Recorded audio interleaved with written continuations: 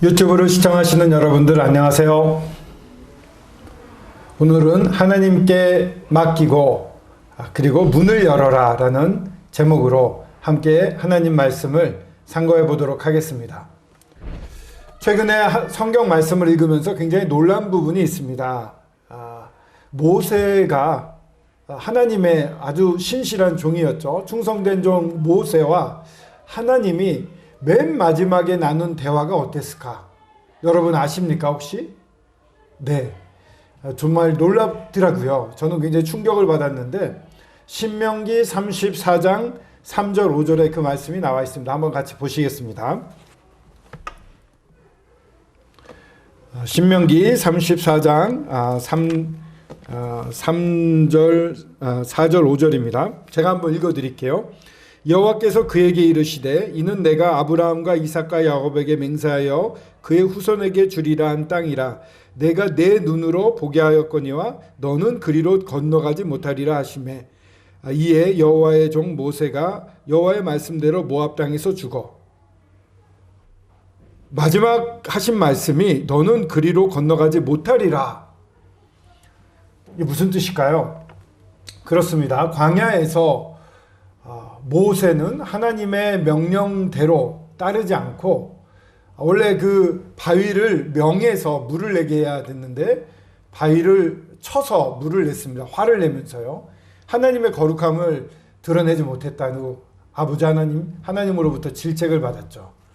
그게 이유가 되어서 결국은 이 이스라엘 백성이 들어가야 될 젖과 꿀이 흐르는 가나안 땅에 우리 모세는 못 들어가게 된 것입니다. 신명기 앞부분에 보면은 모세가 하나님, 저도 이 백성들과 함께 하나님이 약속하신 저 놀라운 땅에 들어가게 해주십시오 하고 간구하는 장면이 나옵니다.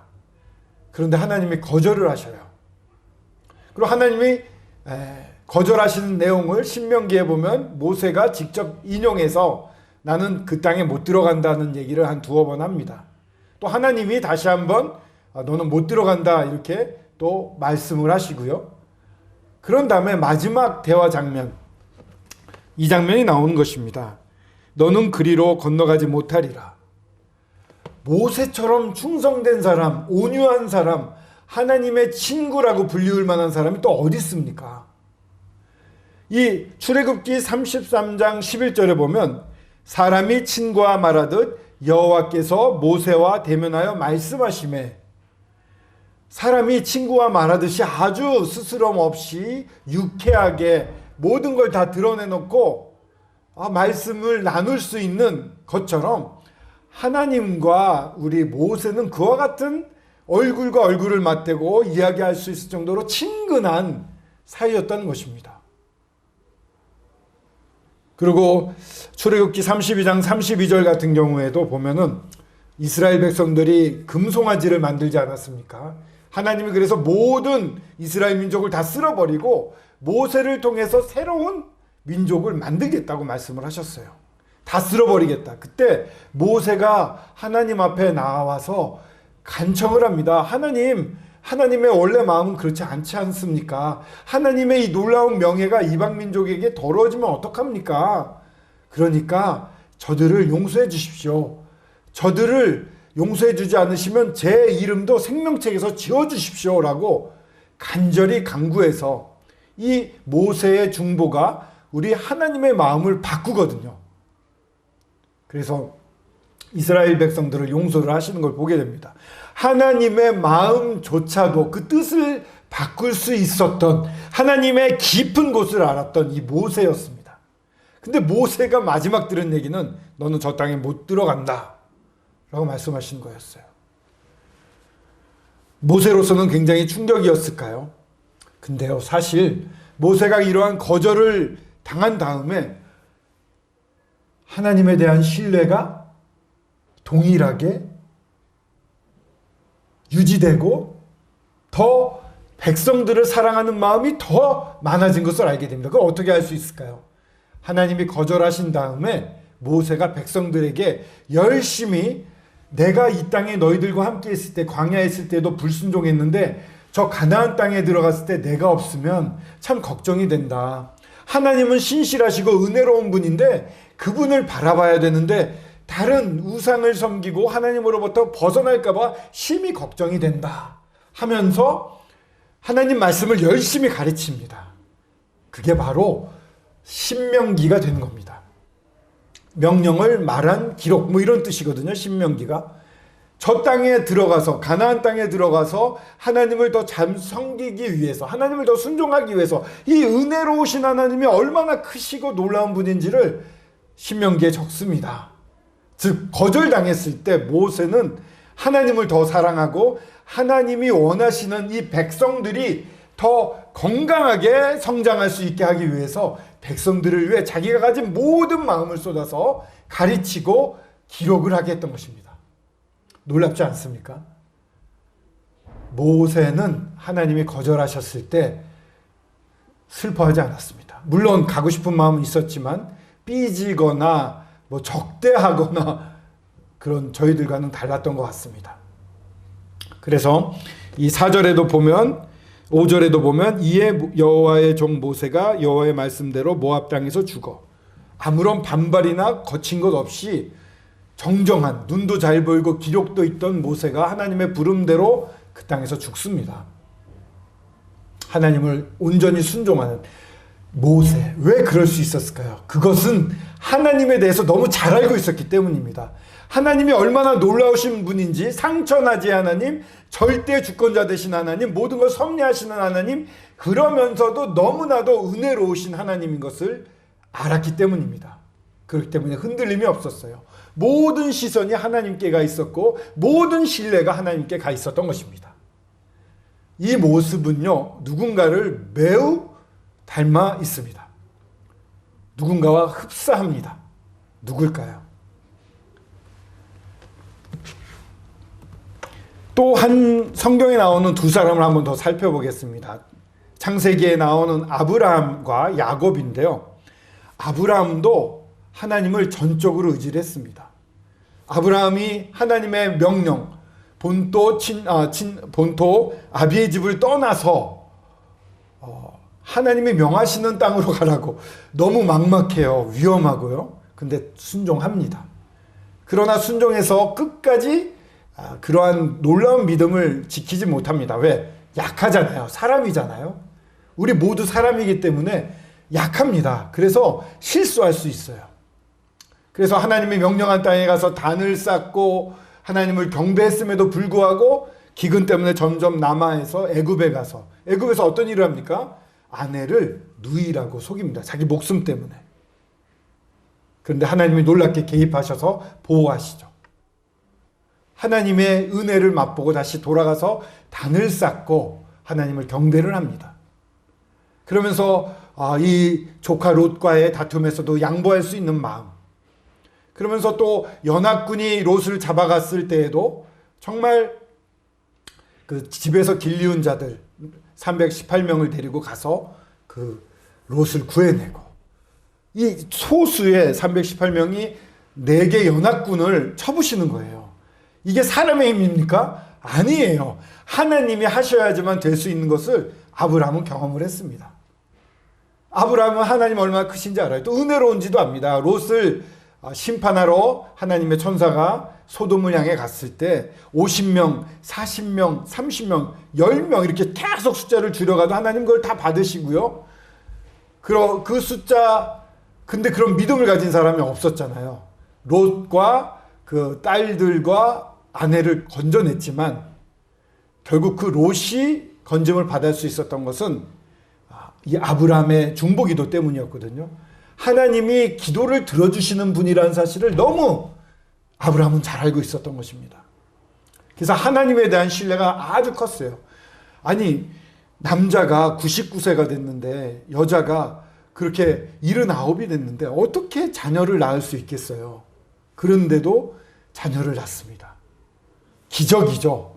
죽은 자를 살리실 수 있는 하나님인 것도 경험하고 알게 됩니다. 그런데 창세기 22장 1절에 보면 하나님이 그 귀하게 낳은 이삭을 하나님께 번제물로 드리라는 명령을 하십니다.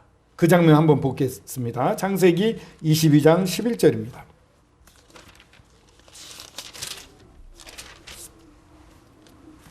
보시면요, 이렇게 말씀하십니다. 그 일 이후에 하나님이 아브라함을 시험하시려고 그를 부르시되 아브라함아 하시니 그가 이르되 내가 여기 있나이다.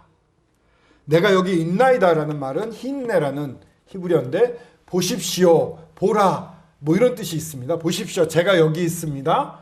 주님이 하나님이 원하시는 대로 하십시오. 따르겠습니다. 이런 뜻이 있는 말이었습니다. 뭐든지 하겠다는 정말 엎드린 마음으로 있었습니다. 왜 그럴 수 있었을까요? 하나님을 알았기 때문에. 은혜로우신 분이고 절대 주권자이시며 창조주이시며 생명도 하나님 손에 있다는 것을 알았기 때문에 모든 걸 다 맡길 수 있었던 것입니다. 놀라운 자녀를 번제물로 드리라는, 이삭을 드리라는 그 말 듣자마자 그 다음날 새벽같이 일어나서 나갑니다. 하나의 주저함도 없어요.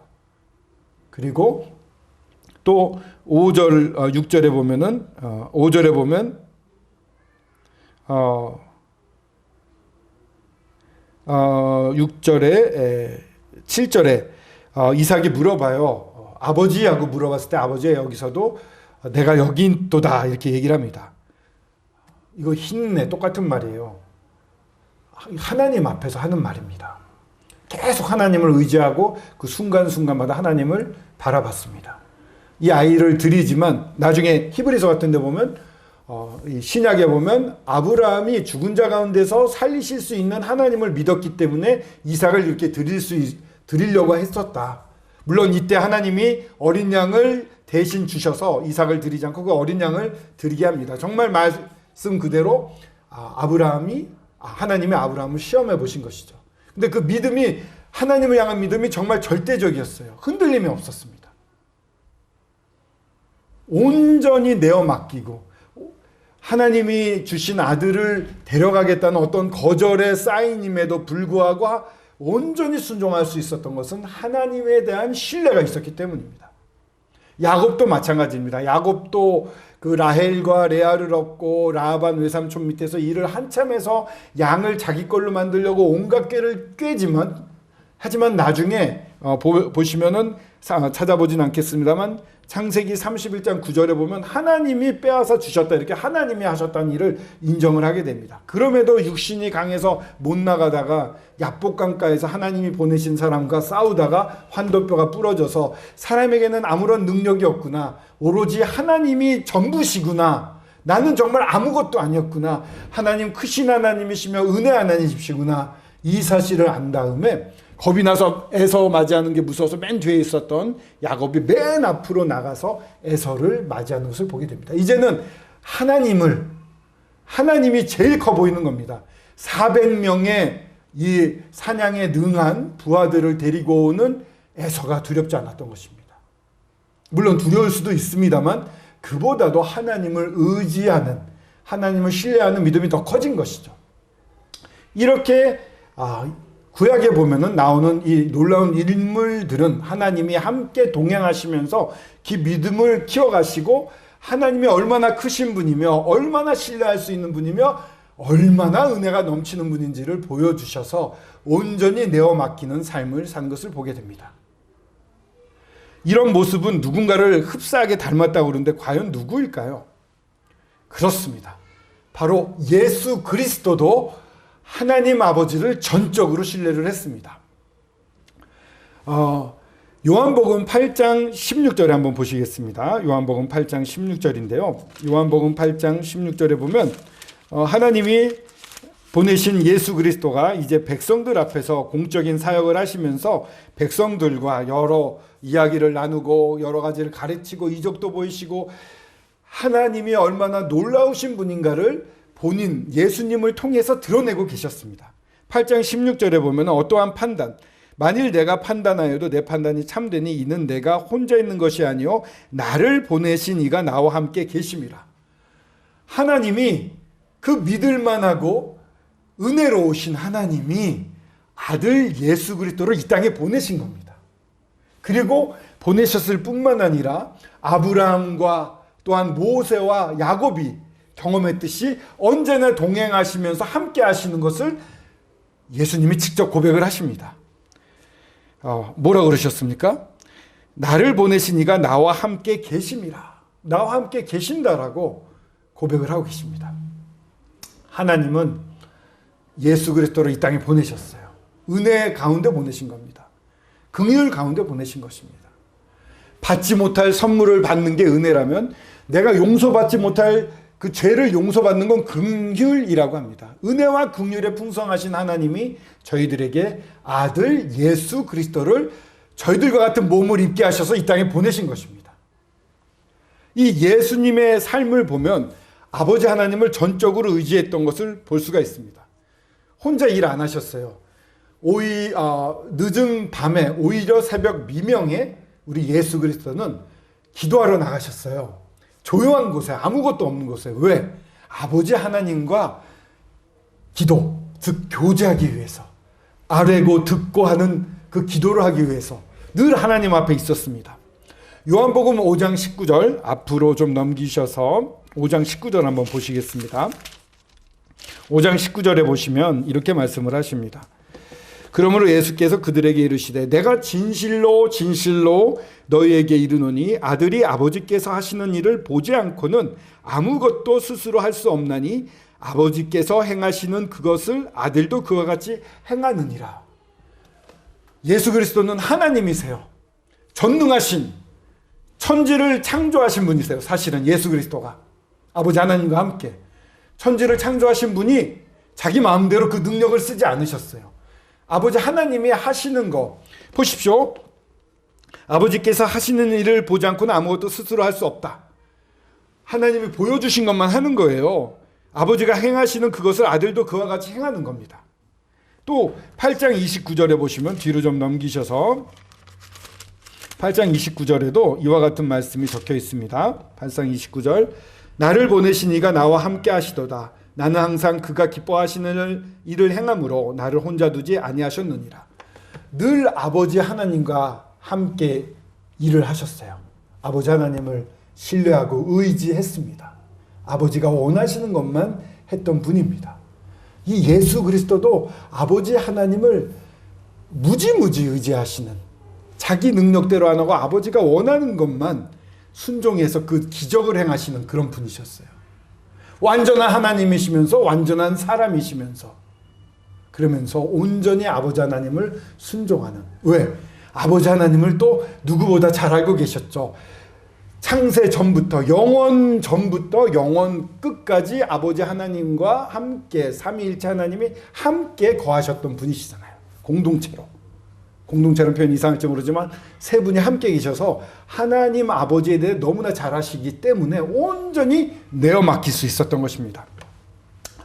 그럼에도 불구하고 예수 그리스도가 거절을 당하시는 적도 있습니다. 십자가에 달리시기 전에 겟세마네 동산에서 땀방울이 핏방울이 되도록 기도를 하십니다. 그러나 이런 기도를 하시죠. 주여 내 뜻대로 마오시고 아버지여 내 뜻대로 마오시고 아버지의 뜻대로 행하여 주시옵소서. 결국 예수 그리스도의 기도가 있었지만 그것을 접으시고 아버지의 뜻을 받아들이는, 거절당해도 아버지의 뜻을 온전히 순종하고자 하는 그런 믿음을 우리 예수 그리스도는 아버지를 향해 가지고 계셨습니다. 요한복음 10장 15절 한번 보시겠습니다. 그 앞부분에 뒤 조금 넘기시면 10장 15절에 이렇게 말씀을 하셔요. 아버지께서 나를 아시고 내가 아버지를 아는 것 같으니 나는 양을 위하여 목숨을 버리노라. 나는 양을 위하여 목숨을 버리노라. 아버지가 나를 아시고 내가 아버지를 안다. 서로 너무 잘 아는 거예요. 아버지가 원하시는 건지가 무엇인지 너무 잘 알고 있는 것이죠. 하나 돼서 계신 분이잖아요. 아버지가 원하시는 거, 양을 위하여 목숨을 버리는 것이었어요. 왜요? 요한복음 1장 29절 보라 세상 죄를 지고 가는 하나님의 어린 양이로다 라고 침례 요한이 예수 그리스도를 보고 선언을 합니다. 세상 죄를 지고 가는 하나님의 어린 양. 여러분 어떻습니까? 정말 죄인입니까? 아닙니까? 나는 죄인이 아니야. 왜? 어쩌다 죄는 짓지만 하지만 난 죄인이 아니야. 다른 사람들과 다 마찬가지죠. 그렇습니다. 세상 모든 사람이 죄를 지었다고 하나님이 말씀하셨어요. 의인은 없나니 하나도 없다. 다 죄인이라고 선언을 하셨어요. 여러분들도 죄인인 것입니다. 왜? 하나님이 창조하신 대로, 하나님이 원하시는 대로 살지 않는 게 가장 큰 죄입니다. 하나님이 원하시는 자리에 있어야 되는데 하나님보다 위에 올라가서 하나님을 판단하고 하나님을 명령하고 하나님이 계시면 이래야지 왜 이래 이러고 무시하고 알려고 하지 않고, 그것이 바로 죄입니다. 그래서 죄가 이 쇠사슬이 여러 개가 있는데 쇠사슬이 여러 개 중에 붙잡고 매달려 있어요. 근데 그 중에 한 쇠사슬만 부서져도 어떻게 됩니까? 주르륵 떨어지지 않습니까? 그렇습니다. 하나만 범해도 고리가 끊어지게 돼 있는 거예요. 쉽게 말하면요. 뿌리가 죄의 나무기 때문에 열매가 죄인 거예요. 사과 나무니까 사과를 맺히는데 사과가 하나 있든 10개 있든 100개 있든 하나 맺히든 사과 나무인 거예요. 죄가 하나 있든, 어떤 사람은 정말 깨끗해요. 저보다 훨씬 더 의롭게 사시는 분들도 있습니다. 그리스도인들의 못지않게 존경받는 분들도 있죠. 그러나 그런 분들도 죄는 져요. 조금이라도. 어떤 죄인은 많이 짓지만 회개하고 주님 앞에 돌아오고, 많이 짓던 적게 졌던 뿌리가 죄에 있는 것입니다. 그 뿌리가 하나님 두기를 원치 않는 것입니다. 내 백성이 두 가지 악을 행하였나니 생수의 근원되는 나를 버린 것과 웅덩이를 판 것인데 물을 저축지 못할 터진 웅덩이다, 이렇게 말했어요. 하나님 버린 게 죄인 겁니다. 만족하려고 뭔가 내가 성취할 수 있을 것에서 여러 가지 웅덩이를 파지만 거기는 생수가 저축이 안 돼요. 하나님이 안 계신 곳입니다. 그런 삶을 살고 있는 사람들이 죄인인 것이에요. 보라, 세상 죄를 지고 가는 하나님의 어린 양, 이 죄 때문에 저희들은 죄의 삭은 사망이라고, 사망 뒤에는 심판이 있다고 말씀하셨기 때문에 저희들은 심판을 받을 수밖에 없는 존재인데, 이 세상 죄, 여러분의 죄, 이곳이 세상입니다. 여러분이 계신 곳이 세상입니다. 여러분이 세상인 거예요. 세상 처음과 끝의 모든 죄, 세상 죄라는 것은 세상은 처음부터 끝, 지구가 만들어지고 지구가 멸망하는 그때까지가 모든 것이 다 세상이겠죠. 세상 죄를 지고 가요. 이 안에 있는 모든 죄, 내가 지은 태어나서 죽을 때까지 지는 모든 죄를 짊어지고 가는 하나님의 어린 양. 일본어 성경에는 세상 죄를 없애버리는, 제하시는 하나님의 어린 양이라고 되어 있습니다. 여러분들의 죄를 없애시려고 짊어지시고, 저희들이 짊어지고 죽음으로 가야 될 이 죄를 예수님이 대신 짊어지시고 가신 어린 양이라고 선포를 하신 것입니다. 그래서 어떻게 됩니까? 베드로전서 2장 24절인데요. 베드로전서 2장 24절을 한번 읽겠습니다. 친히 나무에 달려 그 몸으로 우리 죄를 담당하셨으니 이는 우리로 죄에 대하여 죽고 의에 대하여 살게 하려 하심이라. 그가 채찍에 맞음으로 너희는 나음을 얻었나니. 그렇습니다. 예수님이 나무, 십자가에 달렸습니다. 십자가라는 것은요, 엄청난 가장 극심한 고통의 형틀이었습니다. 그 몸으로 우리 죄를 담당하셨습니다. 그래서 이는 우리로 죄에 대하여 죽고, 죽는다는 것은 단절입니다. 상관 없어지는 것입니다. 사람이 죽으면 때려도 아프다는 소리 안 합니다. 못 느낍니다. 끊어지는 겁니다. 그렇기 때문에 죄에 대해서 죽고라는 건 죄와 상관이 없어진다. 죄가 더 이상 나를 주관하고 나를 지옥으로 이끌어갈 수 없다, 이런 뜻입니다. 의에 대해서 살게 한다. 하나님의 의에 들어와서 하나님의 의 가운데 살 수 있게 된다. 하나님의 의가 이제 나한테 적용이 된다, 이런 뜻이에요. 얼마나 놀랐습니까? 그가 채찍에 맞음으로 너희가 나음을 얻었나니. 예수님이 40에 감하는 그러한 채찍을 맞았는데 온몸이 피투성이가 됐어요. 채찍 끝에 갈고리가 있어가지고 뜯어냈죠. 막 뼈까지 뜯어내는. 그래서 어떤 십자가형에 달리는 사람은 채찍 맞다가 죽는 경우도 있다고 합니다. 그 정도로 심한 채찍을 맞고 그 고통, 그 찢어짐이 우리가 당해야 될 고통과 찢어짐을 대신 가져가셨다는 것입니다. 십자가는요, 정말 처져가지고 숨을 쉬려면 이 못 박힌 발에 손을 힘을 주고서 밀어내면서 겨우 숨을 쉬는 겁니다. 그때 이 고통이 무지심하다고 합니다.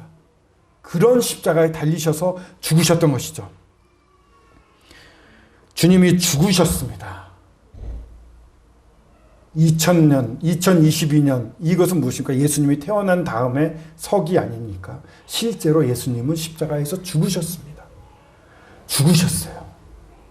죽으셨어요. 그러나 사흘 만에, 장사된 지 사흘 만에 죽음을 이기시고 부활하십니다. 그때 저희들도 모든 죄가 용서함을 받게 됩니다. 용서함을 받고 이제는 더 이상 미안해하지 않아도 됩니다. 나를 위해서 희생해서 제가 차에 칠 뻔했는데 저를 팍 밀어주고 그 사람이 죽었다 이러면 저는 살아났지만 마음이 편하겠습니까? 그러나 저를 위해 이 죄의 삭스에서 밀어내시고 대신 죽으신 분이 살아나셨어요. 하나님 우편에 앉아서 모든 권세를 가지고 지금도 다스리고 계십니다.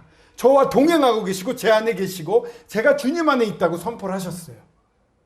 그분이 정말 마지막 돌아가실 때 요한복음 19장 30절에 다 이루었다, 다 갚았다 하고 외치시고, 또 누가복음 23장 46절에 보면 아버지여 내 영혼을 아버지 손에 의탁하나이다 하고 아버지께 자기를 온전히 맡기고, 하나님이 어떠신 분인지 아니까 온전히 맡기고 죽으셨습니다. 부활하시고 살아계시는, 순서를 좀 바꿔서 말했습니다만 아버지 하나님을 전적으로 의뢰했던 예수 그리스도였습니다. 아버지 하나님 정말 믿을 만한 분이십니다. 정말 믿음 그대로 예수 그리스도는 부활하셨고 하나님 우편에 앉으셔서 전 세계를 다스리고 계시게 되었습니다. 저희 안에도 계시고 믿는 여러분들 안에도 계시는 것입니다. 여러분들께 여쭙습니다. 아버지 하나님을 믿습니까? 정말 믿습니까? 정말 믿을 만한 분이십니까? 그분이 보내신 우리 예수 그리스도를 믿습니까?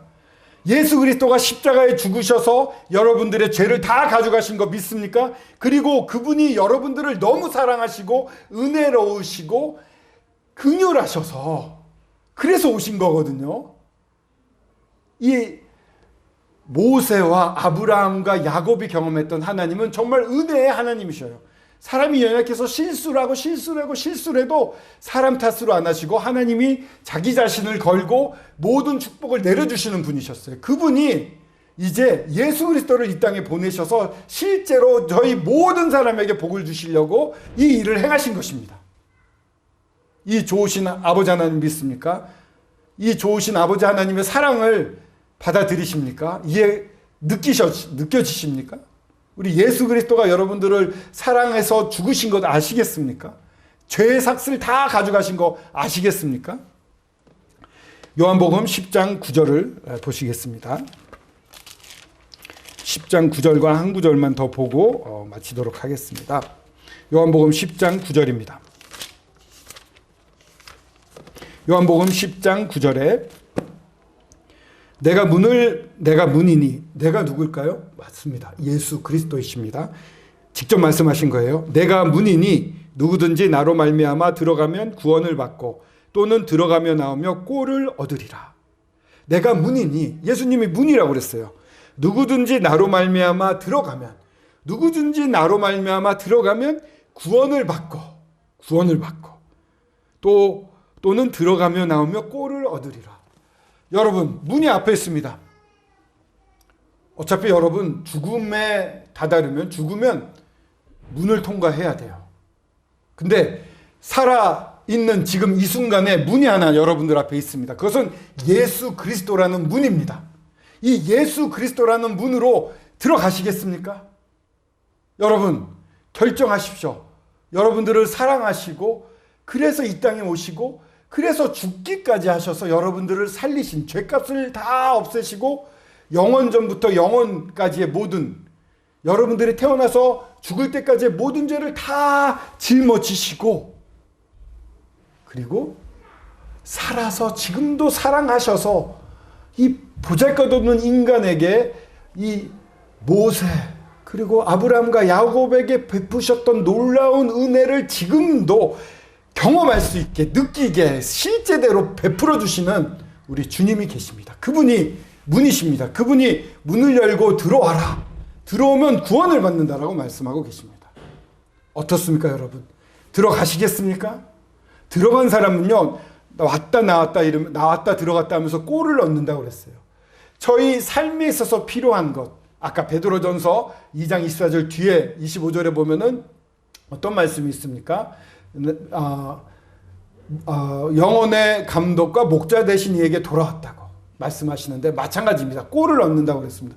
저희 삶에 필요한 모든 지혜와 필요한 모든 것들을 우리 주님께서 풍부하게 주십니다. 그래서 성장할 수 있어요. 믿음은 약하지만 점점 더 주님을 닮은, 그렇습니다. 주님을 닮은 하나님의 신의 성품에 참여하는 자가 되는 겁니다. 내 힘으로 하는 게 아닙니다. 주님에게서 나옵니다. 제 힘으로 구원받을 수 없어요. 십자가에 달리신 주님 대신에 제가 할 수 있었던 게 뭐가 있었겠습니까? 그런 자격도 없던 죄인이잖아요. 죄인이 무슨 죽어봤자 어떤 가치가 있겠습니까? 그런 제가 할 수 있는 거 없습니다. 예수님에게만 나아가야 됩니다. 예수님께 나아가고 그 예수님께 옆에서 왔다 갔다 할 때 저희들은 꼴을 얻어 더욱 성장하고 이 정말 모세가 경험했던, 아브라함이 경험했던, 야곱이 경험했던 하나님을 실제로 이 땅에서 경험하게 되는 것입니다. 이 놀라운 예수님의 문으로 여러분들을 초청합니다. 예수님이 초청하고 계십니다. 문을 열고 들어오십시오. 결심하십시오. 그렇게 들어오는 자들에 대해서 에베소서 2장 보시면은 2장 8절 9절에 너희는 그 은혜로 인하여 믿음으로 말미암아 구원을 받았으니 이는 너희에게서 난 것이 아니요 하나님의 선물이라. 이거 선물입니다. 행위에서 난 것이 아니니 이는 누구든지 자랑하지 못하게 함이라. 우리가 한 거 하나도 없습니다. 모든 선한 것은 하나님으로부터 나오고요. 하나님께 가야 됩니다. 예수님께 나가야 됩니다. 그 문을 두드려야 됩니다. 그런 자들에게 예수님이 이렇게 말씀하십니다. 28절에 10장 28절인데 내가 그들에게 영생을 주노니 영원히 멸망하지 아니할 것이요 또 그들을 내 손에서 빼앗을 자가 없느니라. 그들을 주신 내 아버지는 만물보다 크심에 아무도 아버지 손에서 빼앗을 수 없느니라. 영생을 주시고요. 예수님을 믿는 자는 이제는 더 이상 빼앗기지 않습니다. 사탄의 종이 안 되고 죄의 종이 안 되고 이제 주님과 함께 영원한 생명을 누리고 천국 가는 그런 놀라운 소망이 생기게 됩니다. 예수님이 붙잡으시고 또 하나님이 붙잡으셔서 그 어떤 것에서 빼앗기지 않습니다. 이 놀라운 영생이 여러분들의 것입니다. 다만 예수 그리스도를 통해서만 받을 수 있습니다. 이 예수 그리스도의 문으로 들어오시길 바랍니다. 오늘 이 순간 결심하십시오. 기도하십시오. 함께 기도하겠습니다.